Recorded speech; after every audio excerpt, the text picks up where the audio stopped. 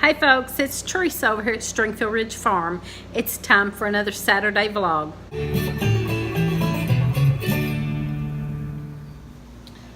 So I finally found me a dehydrator at a good price.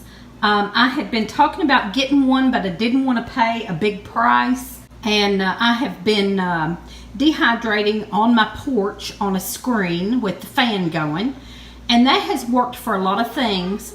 But it doesn't work sometimes for things that are thick.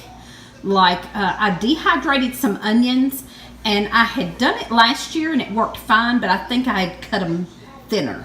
And this year I didn't cut them as thin and they molded. So some things it doesn't work for outside on the screen. And I wanted something that I could dry. I wanted a regular dehydrator so I could dry some thicker things like that, like my mushrooms and onions and fruit and vegetables and things that are thicker. Now, mostly what I've done on the porch that has worked fine has been herbs and foraged things like the stinging nettle. That works fine on the screen on my porch with the fan going, because it's hot when it's hot. It's hot here, but it's hot up in the summer, and I can turn the ceiling fan on out there or turn a box fan on it, and that works fine for herbs and leaves, and the stinging nettle has done fine. Even the elderberries have done okay out there.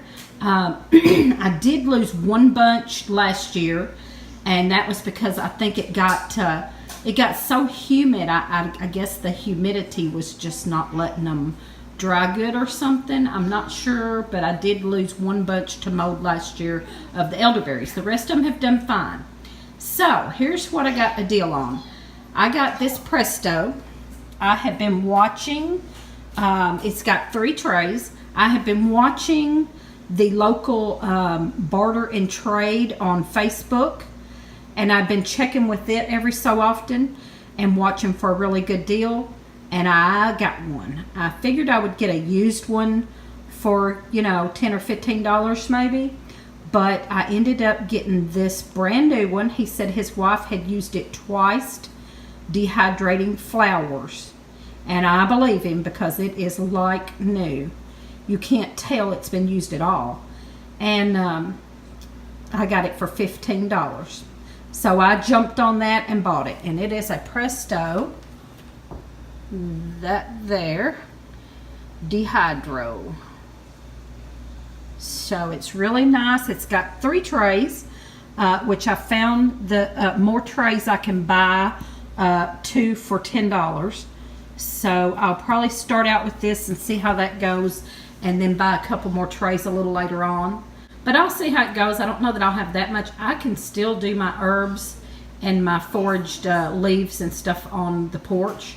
So if I have this full, I will still do my leaves on the porch so that I can use this for thicker stuff. I want to, we've been finding a lot of mushrooms. We've been foraging for mushrooms a lot. And I really wanted this for that especially. And I like the onions. I like to do my onions and different things. But any leaves I'll probably still do out on the porch in the summer. So I'm excited to have this and excited to have gotten a like new one for $15. So here is my first batch I got done with my dehydrator. I've let it cool down a little. It gets hot. It heats up and blows. It blows hot air up through it. And this took about 8 hours. And we have some dehydrated tomatoes and apples, apple chips, and these are delicious. I already tried a few of those. And then I done some oranges. So I just done these to try this out. So I just gathered up what I had. I had a couple of oranges here and a couple of apples, and then some of my cherry tomatoes that we grew. And I just cut a few of them up, sliced them. And of course you can do big tomatoes too. But normally when I do this outside on the screen, thinner stuff takes like a whole day and a day and a half. and thicker stuff like the apple slices would have taken 2 or 3 days. And this all got done in about 8 hours. So I'm really happy with it, and I can't wait. I'm gonna be dehydrating all kinds of stuff now. So now I can just take and put these in jars. I'm gonna just take these off here and store them in little pint jars and keep dehydrating till I get that sucker full. So this ought to be fun. There's my green beans I'm about to can. 6 jars is all we've gotten so far, but it's got plenty more coming. So I'm gonna go ahead and can these 6, and then in a few days maybe we can get this many more and can them again. Now these are the green and the purple hull green, and look how pretty that looks. Isn't that pretty? It looks so pretty. But the bad thing is that when they cook, when I can them and when they cook, they'll all be green. But it looks pretty right now. But when I can them, after I can them, they'll all be green because the purple whole green beans turn green when they're cooked. He's gone back up to get me a few more because one of these jars is not quite full enough. So he's gonna go and see if he can squeeze out just a few more. And then probably 2 or 3 days, we'll have this many again. And I'll can another 5 or 6 jars.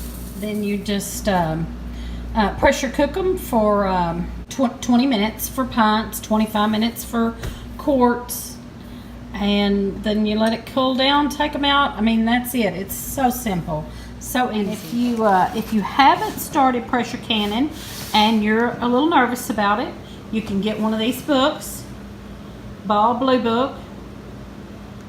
And it's step by step. It gives you step by step instructions for canning anything in here. It's that's green beans. It's got one for the corn, tomatoes, jams. It's step by step, and then they have recipes. You go by the general recipe for it, and then there's other recipes for however you want to do that. There's the jams and jellies, and it's just step by step. I mean, that's for a water bath. That's not pressure canning, that's the water bath. But it's got pressure, all the pressure canning recipes, guide, how to, everything. If you're nervous about canning, get you one of these books, soups, canning soups. This one's in the back's got dehydrating and everything. And get you one of these books. Get step-by-step instructions, or do like I did. I went to a class. It was about a 2-hour long class on canning, and we canned some green beans. After that, I come home and canned everything for the next couple of years that I could get my hands on. So take a class, or even just get the book. The book will guide you through it step by step. And with these canners nowadays, you can't hardly mess up. There's nothing dangerous or anything about it. Here's all you do is, depending on your altitude, here it's 10. The pressure is 10. The 10's right up in there. You just turn it on, follow the instructions, get it up to 10, keep an eye on it. You have a safety valve. So there's nothing dangerous about it. I used to think there was, because my grandma always acted like there was. Both of my grandmas always ran us out of the kitchen, but or out of the house even. But nowadays they have safety valves. It's easy and it's safe. So get you a ball book, or go take a quick class one day on it, and you'll be canning in no time, and you'll can everything you can get your greedy little fingers on, like me. So there's those green beans after they're done. They're all green. That's our first batch. We'll be getting lots more. Just went out and got the eggs today, and we have 2 new colors. I've been showing my rainbow colored eggs, and this one and this one. We've been getting these green ones But these two are like a bright, bright blue compared to the green ones we've been getting. So we have a new color in our rainbow. And there's one of the big jumbos I put in there. I try to mix my cartons up like this to make them look good. And one day when I'm selling them, they'll be awful pretty. And I'm decided that when I do sell them, I'll probably sell rainbow ones and jumbo ones. And then maybe sell just the smaller little eggs. Maybe do a carton of those, you know, whatever, 50 cents cheaper or something. And then do the rainbows or the jumbos. And I got all that today. The cabbages, I just picked one of them. He's not real huge, but I didn't want to, they're getting ate on a little, and I didn't want to take a chance on not getting one, so I went ahead and picked one so that I can go ahead and eat one tonight or tomorrow. Then we got some green beans. I went ahead and picked some ground cherries. There's some of those getting ready. That's what they look like when they're getting ready. That's almost too long, because by the time they get to that point, sometimes they're getting ate on, but this one wasn't. But I'll just go ahead and show you what that looks like real quick.